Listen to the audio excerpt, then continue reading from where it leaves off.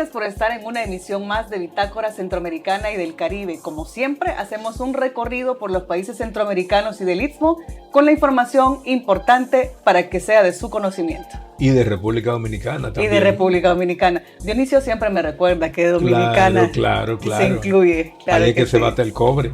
Sí. Bueno, Dionisio, en este programa vamos a tener a una invitada para hablar sobre las importaciones y exportaciones, no solo en El Salvador, sino también en la región centroamericana. Así es, así. Y el Caribe, porque el Caribe hay una dinámica comercial de exportación e importación con los países centroamericanos y el Caribe, tanto el Gran Caribe como República Dominicana per se, sobre todo en mercado dinámico como el mercado de la farmacéutica, sí, que es el mercado que más se mueve con respecto a Centroamérica y República Dominicana.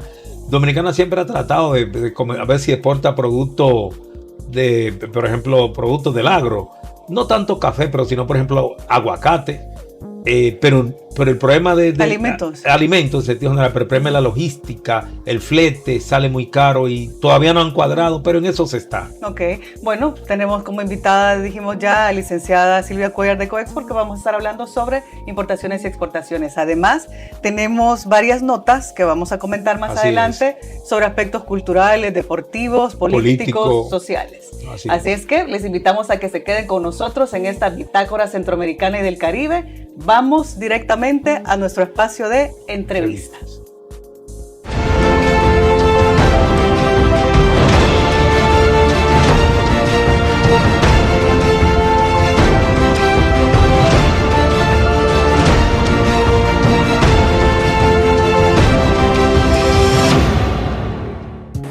Gracias por continuar en Bitácora Centroamericana y del Caribe. Este día nos acompaña en nuestro espacio de entrevista la licenciada Silvia Cuellar. Ella es la presidenta de Coexport, con quien vamos a estar hablando sobre algunas cifras y datos importantes sobre las importaciones y exportaciones, no solo de El Salvador, sino también de la región centroamericana. Licenciada, muchas gracias por estar con nosotros.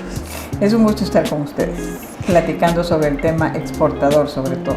Bueno, me gustaría para empezar que nos diera su punto de vista sobre las contracciones de las exportaciones de Estados Unidos principalmente. ¿En qué productos y en qué tipo de productos es donde se miden mayormente las contracciones en términos de exportación? Bueno, mira, Estados Unidos es, diría yo, y sigue siendo nuestro principal mercado de exportación como mercado. Quiero decir como país. En segundo lugar es la región. Ahí son 5 países, si consideramos por supuesto Panamá. Entonces, ¿a dónde se da la contracción de las exportaciones? Realmente, en general, las exportaciones han incrementado. Eso es un buen dato, precisamente, ¿no? Se da la contracción es Estados Unidos. Ahora bien, esta contracción o esta disminución se ha venido dando ya desde hace 4 años y yo diría un poco que se disparó más con la pandemia. No obstante, sí quiero decirte que después de la pandemia fue un pico increíble que creo que casi todos los países lo tuvieron, ¿verdad? En que por no exportar durante la pandemia, pues la demanda vino increíble. Pero ¿qué pasó después? Ahí está el tema. La demanda cambia. Los productos deseados cambian, las costumbres de compra del estadounidense hacia el producto que nosotros hacemos cambia. Entonces, ¿qué pasó? Hubo una dinámica tan grande que llegamos a exportar 7,000 millones de dólares, ¿no? En ese siguiente año de la pandemia, y por supuesto después vuelve como que se va acomodando a su ritmo, pero Estados Unidos en particular bajó más. Recordemos, ¿qué ha pasado? Número 1, la demanda de prendas de vestir como antes teníamos en cuanto a la formalidad ya no es así.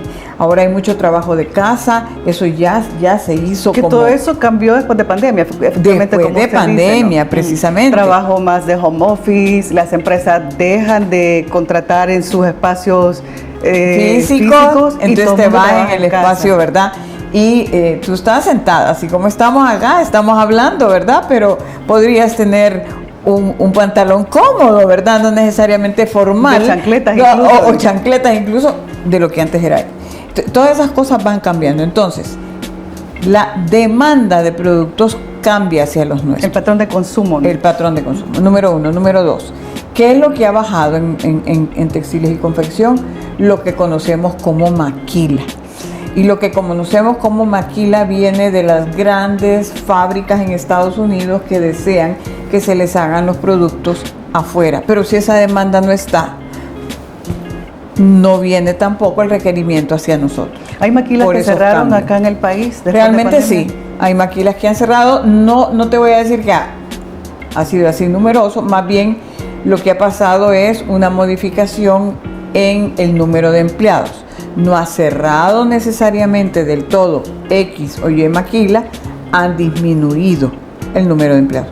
Sí han cerrado, nada menos anteayer estábamos confirmando el cierre de otra fábrica acá. Que realmente eso preocupa, ¿verdad? Porque desempleo. La maquila, los textiles y la confección precisamente generan mucho empleo, ¿verdad? Si hablamos de una fábrica te puede estar dejando 1.200 personas. Sin embargo, hay algo que queremos decir que es en compensación o es en positivo, ¿verdad? El tema maquila es, nos envían la tela, el diseño, el patrón, el todo. Aquí solamente mano de obra. Se ensambla. También se ve que la maquila ha venido bajando porque parte de esa maquila pasa a otro tema que llamamos paquete completo. Eso quiere decir, aquí en El Salvador, el patrón, la tela, todo, hasta el diseño. Eso a nosotros nos trae mejor resultado porque tiene más valor agregado. Entonces, menos maquila, sí, correcto, pero más producto hecho en El Salvador y consumiendo materia prima que incluso es nuestra, ¿verdad? No tanto porque sí no somos tan productores de telas, pero sí lo somos, sí tenemos. Pero eso en términos de rentabilidad, ¿qué significa? Porque puede ser las maquilas volumen, ¿verdad? Y es mano de obra barata que se llevan. Pero en el caso de fabricar productos nuestros, que son diseños propios, que son insumos propios, ¿cuál es el margen de rentabilidad que tiene entre los dos sectores y si se puede medir en la balanza? Fíjate que no te lo puedo medir exactamente, estamos haciendo esas consideraciones, pero sí te puedo decir que es mejor, porque la mano de obra va a ser siempre igual. Calidad. O sea, la mano de obra es necesaria, ¿verdad? El valor agregado es que tu producto tú lo tenés, y eso quiere decir que hay otra fábrica que te está haciendo la tela, ¿no? Dinamiza eso la quiere economía decir, también. claro, eso quiere decir que un diseñador te está haciendo los patrones. Antes te lo enviaban, hoy lo haces aquí. Eso quiere decir más mano de obra. Pero hay otra cosa también que es importante considerarlo. Ahora la tecnología está a la orden del día, ¿verdad? Entonces sí hay que tomar eso en cuenta, que también el sector textil se está volviendo bastante tecnológico. Sí. Y todo. Entonces, toda esta gente que no estará en esta fábrica tendrá que buscar o negocios propios porque ya tienen el expertise, ¿verdad? O se suman a otra fábrica, ¿no? Que está queriendo contratar, porque aquí en el tema de textiles y confección siempre hay demanda de operarios. Es un rubro fuerte, ¿no? Es un rubro bastante fuerte, nada menos hace 2 días tuvimos un foro precisamente hablando sobre las oportunidades y los efectos del tema del arancel del 10%. Y un tema que veíamos era qué bien que tenemos una mano de obra bien calificada, qué bien que hemos aprendido mucho el tema tecnológico y qué bien que nosotros tenemos el menor arancel. Y eso también iba a preguntarle, licenciada, ¿cómo ha visto usted esa afectación? ¿El 10% ha afectado mucho a nosotros como país o todavía no tenemos esos efectos tan latentes? Todavía no tenemos medido el efecto y nosotros consideramos que el efecto no va a ser tanto porque, como dije, estamos en las mismas condiciones de los que tienen el menor arancel. Entonces la competencia va a seguir siendo, si no tuviéramos arancel, igual competiríamos. Tenemos el mismo arancel, igual competimos, porque todos tenemos que pagar. Eso en el tema de textiles, confección o aquellos aranceles que son, o aquellos productos que son pero hay una cosa que hay que tomar en cuenta y en este periodo sí nos afecta, por ejemplo, que México no tenga arancel. Ahí sí estamos en desventaja Y mientras esa situación siga y no se defina cómo va a quedar esa negociación, que capaz y la negociación llega a que los aranceles son menores, ahí nos afecta directamente, porque es nuestra competencia. Son casi los mismos productos que nosotros hacemos. Ellos hacen textiles, ellos tienen alimentos, ellos tienen autopartes, en todo eso competimos.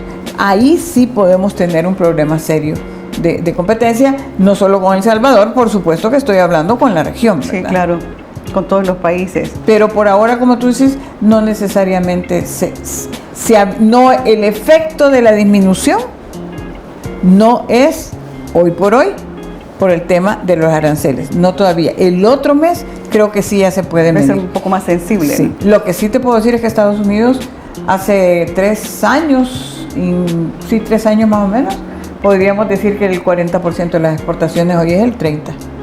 Ha bajado también. Ha bajado, pero como digo, eso no quiere decir que estamos exportando menos. No, nosotros, el país exporta más. Lo que pasa es que Estados Unidos baja, pero estamos exportando a otros países. Y por supuesto el primer receptor de más productos y que se ha dinamizado mucho el comercio es la región. O sea, las exportaciones han disminuido para Estados Unidos, que es nuestro principal comprador, digamos, pero se ha dinamizado respecto a los países de la región centroamericana. Países de la región centroamericana, se ha dinamizado con Europa, se ha dinamizado con se ha acrecentado con Sudamérica. Hemos tenido exportaciones a China, Corea, o sea, y eso es bueno, porque realmente abrir mercados. Es abrir mercados. Fíjate lo que está sucediendo ahora. Ese es el ejemplo. Tú no puedes tener concentrado lo tuyo en 2 que 3 mercados.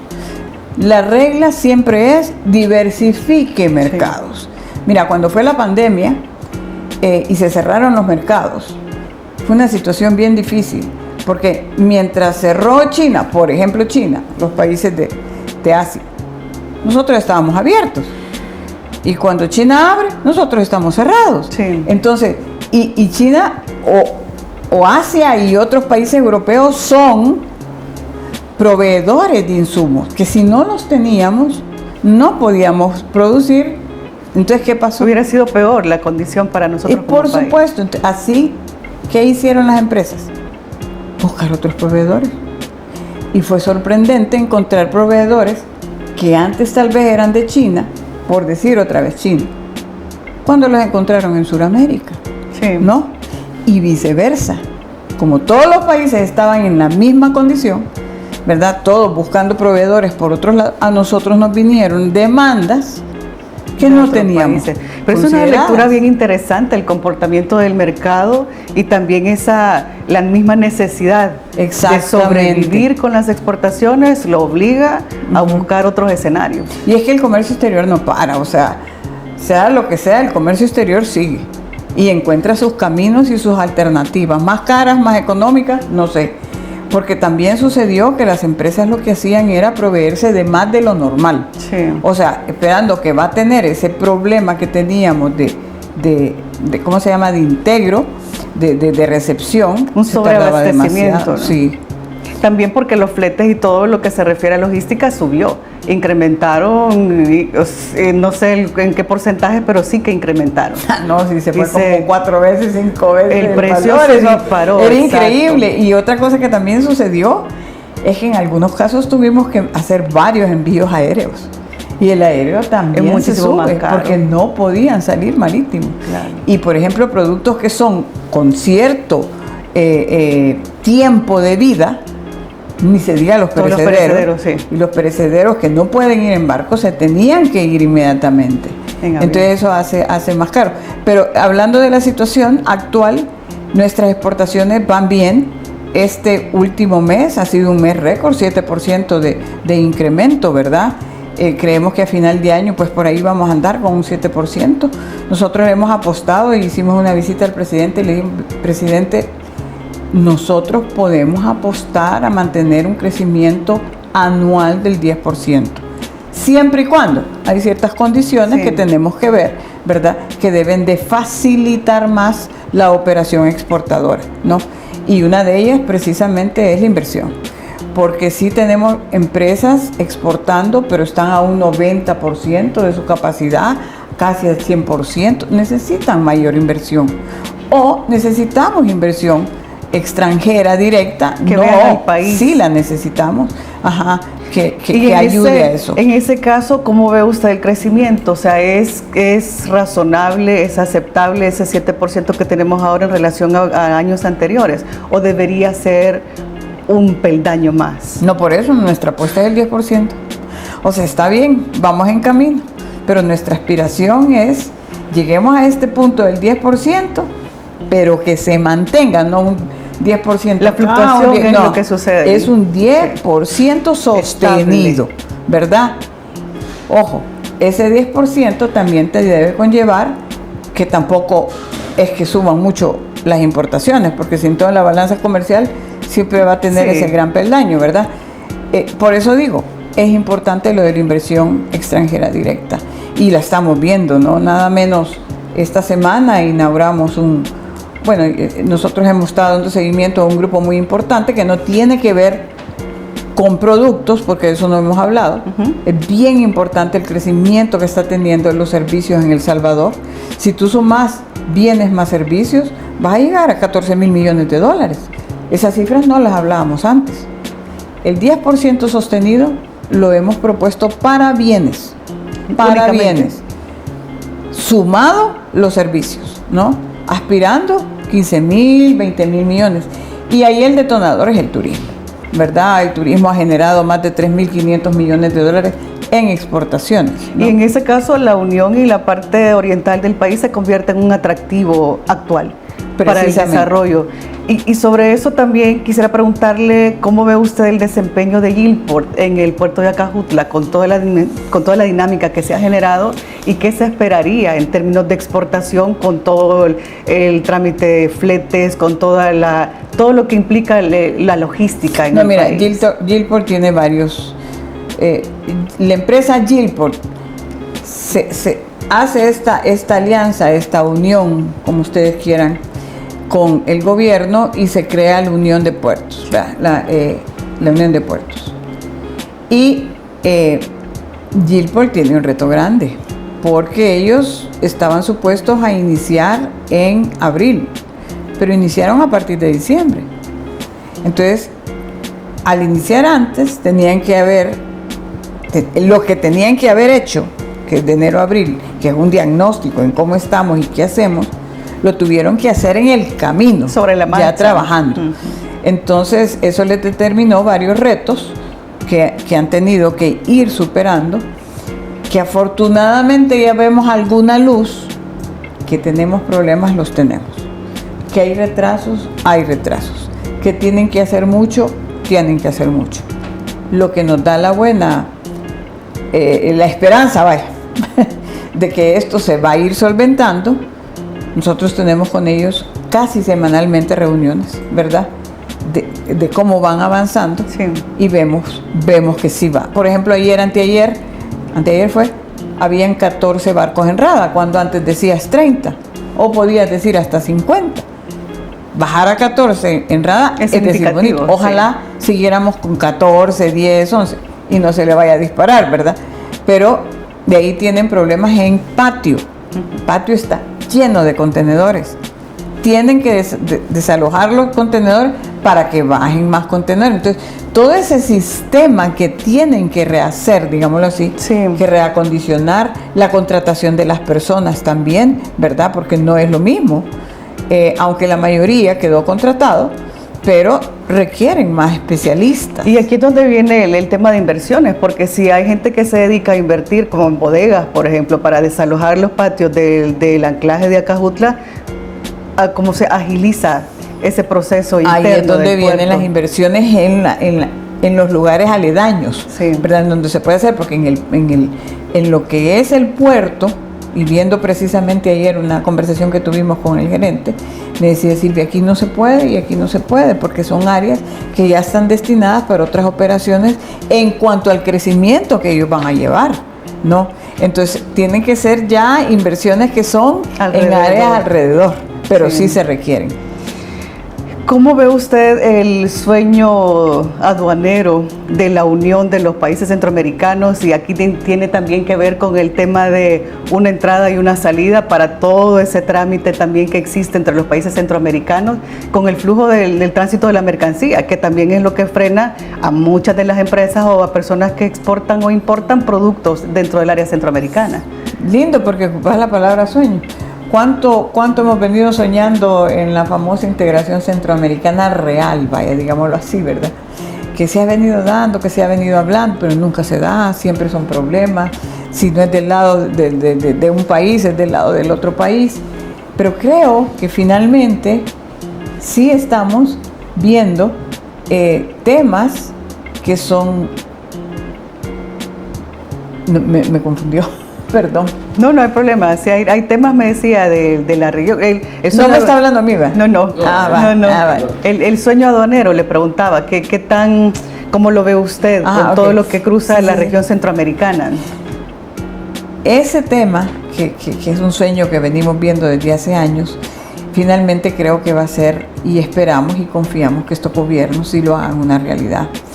Por lo menos en el Triángulo Norte ya estamos viendo eso, ¿verdad? Honduras y Guatemala ya funcionan como una integración aduanera, ¿verdad? Ahora vamos nosotros, El Salvador integrándose. Pero no solo que se esté integrando y que estamos viendo ya el proceso, etcétera, etcétera, sino la realidad. Ya se abrió o se va a abrir ahora o Guatemala o Honduras con una sola aduana, en donde solo ahí vas a pasar, ya no necesitas ir al otro lado. Con Honduras igual. Van a ser rápidamente. Esa es una queja fuerte de las personas que se dedican a traer la mercancía, o sea, el trámite que le implica, y a veces que la aduana le retienen la mercadería, que no pueden pasar, o hay contenedores completos de perecederos que se pierden y que los tienen que botar los empresarios por ese tema del impasse en ese paso de las aduanas. Mira, yo no sé cómo me voy a escuchar, pero sí debo decirlo. Todo este tema es de dos. Es la aduana y es el empresario. Sí, es ambas partes. Porque yo creo que el empresario también tiene que poner de su parte. Aduana tiene que poner mucho de su parte. Hacer bien los sistemas expeditos, sin papeles, nada de tantos registros, etcétera. Pero también el empresario debe de hacer. Tener todo en regla. Exactamente. ¿No? Entonces ahí va la parte de por qué no utilizar más la declaración anticipada. Mira, muchos no quieren, no sé por qué, no creen que pueden hacerlo, y en vez de llegar al punto, hacer los documentos, lo hicieron antes. Por eso se llama declaración anticipada. Declaración anticipada es que todo está listo, pagás, estás con todo y solo llegas. Si te toca en rojo, eso sí, ¿verdad? Pero si te toca en verde, debes de pasar fácilmente, sí, ¿no? Esa es una buena y excelente ventaja. El otro tema es la facilidad que ha dado la aduana de certificar operadores económicos autorizados. Sí. Porque si la aduana confía en la empresa, confía que todos sus procesos están bien, lo certifica como operador económico autorizado. Esos son los operadores confiables, ¿verdad? Pase adelante, ya no va ni siquiera el semáforo, pues. Y la otra ventaja es que estos tienen acuerdos mutuos. Así como me trata, soy operador en El Salvador, así como me trata El Salvador, me va a tratar Guatemala, me va a tratar Honduras, con los que tengo ese acuerdo de reciprocidad. Entonces, yo creo que todas esas cosas, y nosotros le estamos dando mucho volumen a eso, incluso Coexport tiene un programa para ayudar a las empresas a llegar a certificarse. Sí, que eso es importante. Que no es tan complejo. Sí. O es tan complejo como ordenada o desordenada esté la empresa, ¿verdad? Entonces hemos encontrado de todo. Pero creo que es una salida excelente. Además, entre más operadores económicos haya, más exigencia haya a la aduana, claro, en que facilite todos los procesos. Exigencia para la aduana y exigencias para las mismas empresas, lo que usted decía. Exactamente. Ordenar la casa prácticamente. Yo creo que, mira, nosotros lo que hemos visto es una excelente disposición. Lo que hemos visto es que vamos caminando, vamos avanzando y esperamos que el otro año estemos hablando bastante bien en cuanto a todo este tránsito que se va a hacer dentro de los tres países. Amén, que después tenemos que seguir hablando con los que han venido observando los procesos, ¿verdad? Que es Nicaragua, por supuesto, sí, Costa Rica, y en algún momento ojalá y pueda también sumarse Panamá. Quisiera cerrar la entrevista con usted y esto es su opinión también. ¿El narcotráfico y el contrabando frenan esta búsqueda de la unión aduanera o cómo se puede también erradicar esta parte si existe en el país y en todos los países centroamericanos? Mira, nosotros creemos que existe en todos los países, o sea, yo creo que es obvio. A nivel mundial. No podemos tapar el sol con un dedo. Eso existe aquí y en todo el mundo. Entonces sí, por eso tienen que haber controles. Ahí es donde entendemos los controles. Pero también nosotros muchas veces decimos, si ustedes ya saben por dónde está el tema, ataquen el tema por donde saben que está. Pero que no sea esa razón de que obstaculice al empresariado que viene de tanto tiempo haciendo las cosas bien y que no tiene ese problema. Entonces hay que atacar sobre esos que no, ¿verdad?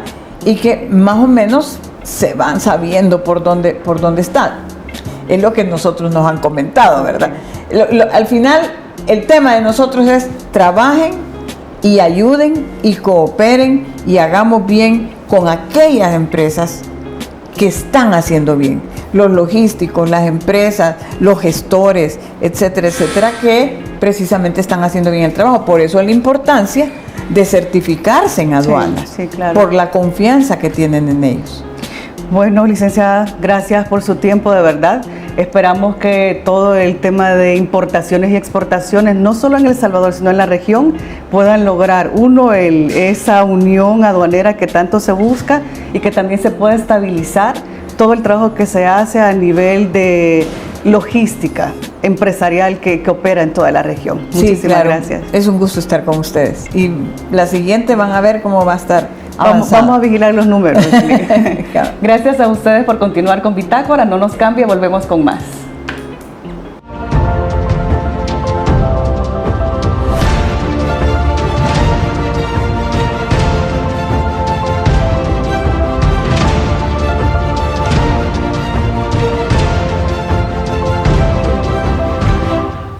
Hoy en Anotaciones Políticas empezamos hablando sobre la integración centroamericana. Así es. Sí, es una noticia interesante y preocupante, sobre todo saliendo de la persona que es. Del vicepresidente de la República de El Salvador. El doctor Félix Ulloa, quien es un abanderado de la integración, y justamente esta semana él se dispara con unas declaraciones donde dice que no es el mejor momento para la integración centroamericana. Y él tiene razón. Porque desde los años 50, cuando comenzó la ODECA, que se abrazó el sueño de la integración. Que ODECA se creó para eso, para poder hacer ese trabajo de unión de Centroamérica. De unión centroamericana que venía con la unión prácticamente económica, la unión aduanera, que de ahí venía todo ese perfil. Cruza todo, ¿no? Tiene implicaciones políticas, sociales, culturales, económicas. Todo. Sí, incluso tanto lo económico, que en Centroamérica es la única zona digamos, de América Latina que hay una especie de autopista eléctrica que viene desde Belice y llega hasta Panamá, donde es un mercado spot que se venden y se compran energía a todos los países. Claro. Y es interesante, y eso ayuda a que hayan prácticamente resuelto el problema de los apogones en Centroamérica. Creo que en materia de movilidad para Centroamérica, uno de los avances que hubo en esto es la firma del CA4. Exactamente. El paso libre para todos los centroamericanos, llegar de un país a otro donde ya no tenía que estar registrándose en la aduana, sino con un solo documento podemos cruzar sin ningún problema. Pero él lo dice porque desde el año 23, cuando hubo la renuncia de Welner Vargas, el que fue el secretario general del SICA, que fue propuesto por Nicaragua, le tocaba porque los países se van rotando, sí, los secretarios generales, la presidencia y de un momento a otro a principios del 24, de una manera inexplicable, renuncia, y de ahí ninguno de los países se han puesto de acuerdo para volver a poner otro secretario general, y entonces el SICA está acéfalo, solamente dirigido por la directora ejecutiva. Y bajo esa premisa no hay nada Lo que pasa es que el SICA, el Sistema de Integración, tiene diferentes organismos. Tiene el CIECA, tiene el BESI, tiene el Parlacén, que es otra cosa que ahora está en veremos. Claro, porque El Salvador se salió. El Salvador se salió y Costa Rica siempre habló de que también no le veía pertinencia al Parlacén. O sea que la integración está pasando por un momento difícil. Y eso es lo que dice el vicepresidente. Claro. Y lo que pesa de esto es que viene de una persona que ha sido un abanderado de la integración. Entonces hay que ponerle ojo a esto, ¿no? Así es. Dentro de las anotaciones económicas también, Dionisio, hablamos sobre el dinamismo inmobiliario que tiene El Salvador en este momento. Tenemos una inversión que arranca de cerca de 52 millones en unos nuevos edificios de apartamentos con una constructora muy importante acá en el país y que le apuesta a esta inversión. Puso la primera piedra ya, Casa 725. Sí, esa es Constructora Bolívar, que es una constructora que en América tiene una tradición. Ellos vienen de Colombia, tienen mucha presencia en Guatemala. En Guatemala son una de las grandes desarrolladoras, y aquí en El Salvador es la segunda o la primera desarrolladora más grande a nivel de inversión inmobiliaria aquí en el país. Ellos tienen una playa de edificios inmensos, sobre todo en el sector de San Benito, digámoslo así. Y en otras áreas. Una zona exclusiva del país. Sí, y en otras áreas de la capital. Ese edificio que ellos están planteando es uno de 4 o 5 edificios que ellos van a construir en los próximos 3, 4, 5 años. Es una torre que va a tener sobre 30 pisos, que es inmensa. Y obviamente para un público de alto poder económico. 32 pisos y 91 unidades habitacionales. Así es. Y lo que llama la atención es que en las declaraciones que ellos dicen ya el 50% está vendida. ¿Y cómo lo compran? ¿Quién lo compra? Es la pregunta. Porque los precios tampoco son tan No son asequibles. Estamos hablando que cada unidad de esas está por encima del $500,000. Claro. Bueno, hay dinero en El Salvador. Hay dinero en El Salvador, esa es la respuesta. Hay dinero en El Salvador. También sobre el desarrollo inmobiliario, hay un proyecto también lanzado como ciudad saludable. Así es. En La Unión. La Unión y la zona oriental del país también se ha convertido en un punto específico y un punto estratégico para los inversionistas a esta fecha. Son alrededor de 412 manzanas junto al océano en La Unión, cerca de ahí, ¿no? De la zona de desarrollo turístico, también con la implementación de Surf City 2. Esto ha cobrado un auge impresionante para los inversionistas. Habla de $3.200 millones de inversión para los próximos, es a largo plazo, pero ya en los próximos 5 años una gran parte de eso va a estar realizado. La compañía que está trabajando eso se llama Property Grid y Solamar Incorporado. O sea, son 2 empresas que están bajo una forma del manejo económico que se llama el concepto de tokenizar, trabajar con activos digitales. Llaman a las empresas internacionales que quieran invertir bajo esta premisa a que inviertan en El Salvador. Y tú no tienes que olvidar que el presidente ahí fue que lanzó el famoso Bitcoin City, la ciudad Bitcoin allá en La Unión. Y la gente está esperando y que junto con el aeropuerto del Pacífico van a dinamizar esa área del país que va a ser prácticamente el área más llamativa para el crecimiento económico del país. Claro, y va a haber el tren del Pacífico, va a haber una serie de... Cuando se implemente.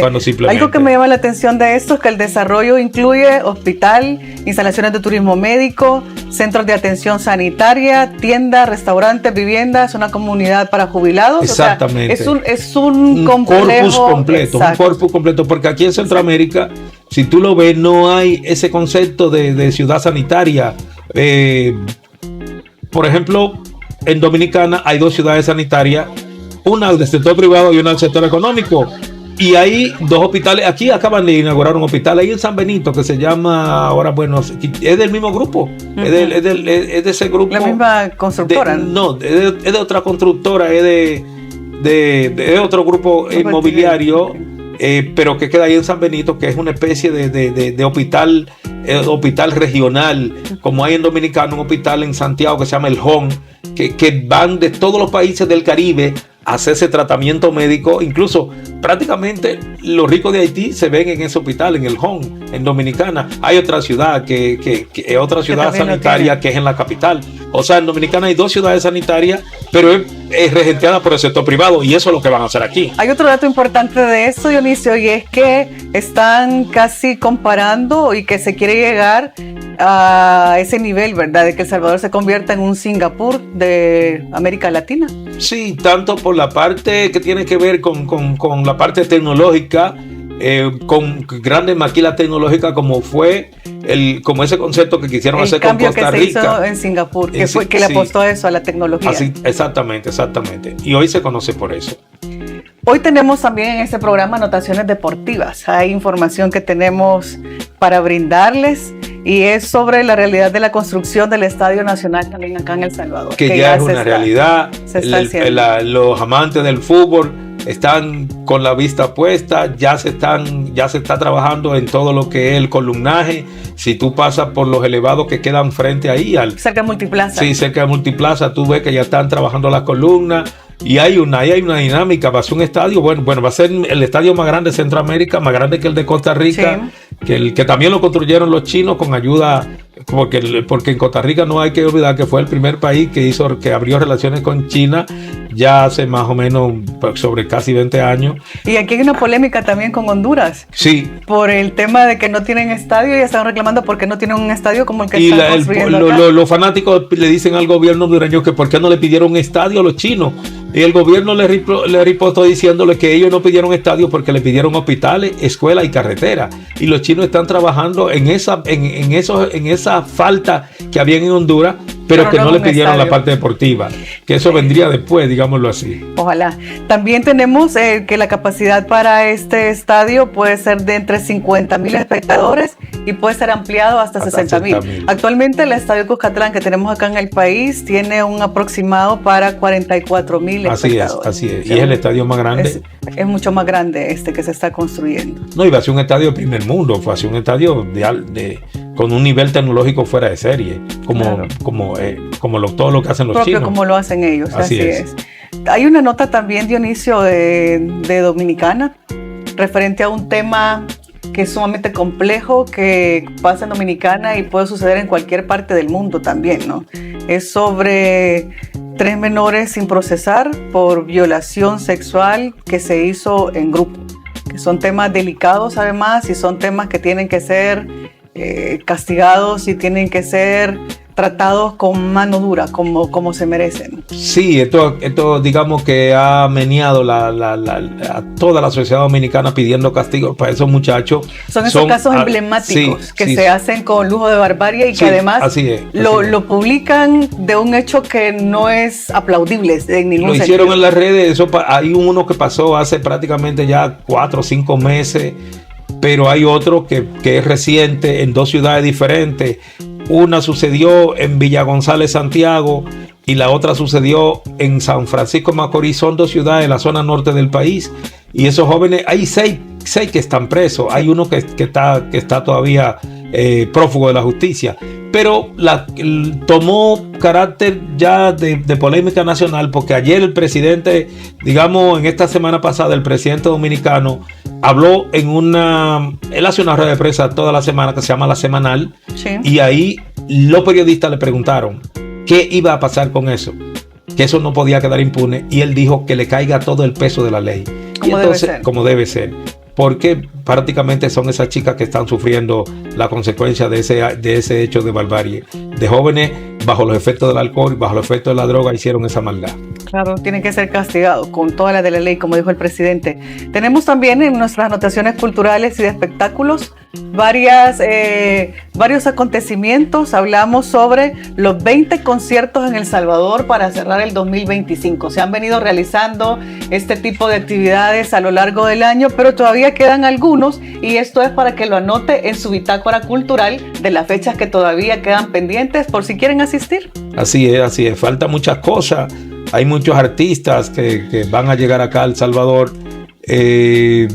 Por ejemplo, ahora en septiembre viene Juanes, En octubre llega Karim León, en noviembre y diciembre llega Ana Gabriel y llega la otra Julieta Venegas. O sea, yo creo que uno de los conciertos más esperados acá en el país para todos los amantes del rock, que seguro que hay muchísimos, es el grupo, la banda Guns N' Roses, el 4 de octubre. Y Salvador está en la línea de los grandes eventos artísticos. Lo que pasa es que esos grupos, cuando hacen una gira por Centroamérica, van a las ciudades más importantes, van a San José, llegan a Ciudad Guatemala, llegan a Tegucigalpa, a San Pedro Sula y hacen el tour completo. Claro. Y así acaparan todo el istmo, porque no es fácil venir, que después volver, sino que hacen el tour completo. Aprovechan la gira completa. Claro. Así es que ya anoten en su bitácora cultural las fechas que son importantes, que todavía quedan para asistir a estos conciertos. Muy bien. También empezamos el mes patrio. Y no es solo un hecho para El Salvador, sino también para todos los países de Centroamérica, donde generalmente se iza una bandera, la bandera nacional de su país, y empiezan todo un tipo de celebraciones en los centros escolares, en las instituciones públicas, y todos nos sumamos como todos los días hay un evento del mes cívico, como le llaman. Sí. Hoy justamente en los 4 o 5 países que liberó, los 6 que liberó Morazán con el grupo de patriotas, comenzó el mes patrio. Y eso es interesantísimo porque y todavía hay fervor en las escuelas. Por ejemplo, van vestidos con ropa alegórica al país, la bandera, la parte folclórica. Siempre se celebra por cada uno de los países de Centroamérica, y los niños o los jóvenes hacen presentaciones artísticas, platillos típicos de la región. Así mismo. Que se comparten. Bueno, esas han sido nuestras anotaciones sociales, políticas, deportivas, económicas, culturales. Hoy tenemos una miscelánea. Así es. No es que Centroamérica y el Caribe son dinámicos. Y es que la noticia se hace cada día. Claro que sí. Bueno, cerramos nuestro espacio de anotaciones políticas, sociales, culturales, deportivas. No nos cambie, volvemos con más.